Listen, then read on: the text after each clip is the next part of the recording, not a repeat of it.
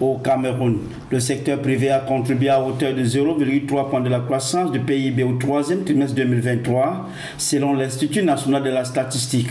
Pour améliorer la contribution du secteur privé au Cameroun, la Société financière internationale a réuni le 17 janvier 2024 à Douala, dans le cadre de l'IFC Private Sector Day, une centaine d'acteurs du secteur privé. L'objectif de la rencontre, discuter des moyens de renforcement du secteur privé local et de soutien du développement économique durable et inclusif dans le pays.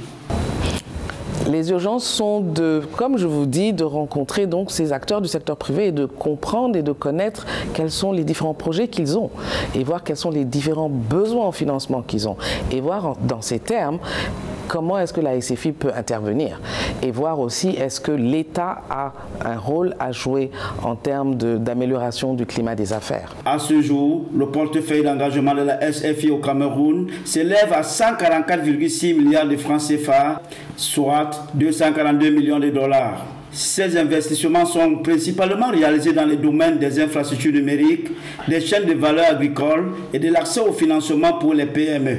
Toutefois, le secteur privé camerounais demeure confronté à des obstacles liés aux conditions d'accès à ces placements. Il est important de s'adapter à ce dont nous avons besoin. Les conditions de financement de la SFI sont juste intenables. Donc l'une des choses aujourd'hui que la SFI devrait faire, c'est d'adapter, changer radicalement les conditions de financement. Pour répondre à ces inquiétudes, la branche de la Banque mondiale spécialisée dans le financement du privé propose de nouvelles offres.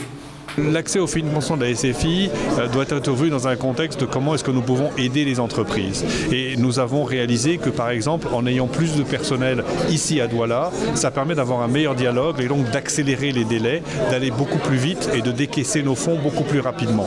Donc je pense que c'est une des critiques que nous avons écoutées, justement qu'il faut pouvoir répondre plus rapidement aux besoins de financement. Durant les 5 dernières années, IFC a mis en œuvre plusieurs projets, y compris des projets de transformation, notamment dans le secteur de l'énergie, où elle joue un rôle majeur dans le financement et le développement du projet Natigal. Les investissements dans le pays au 31 août 2023 s'élevaient à 227,1 millions de dollars, couvraient essentiellement le secteur des infrastructures, manufacturiers et financiers.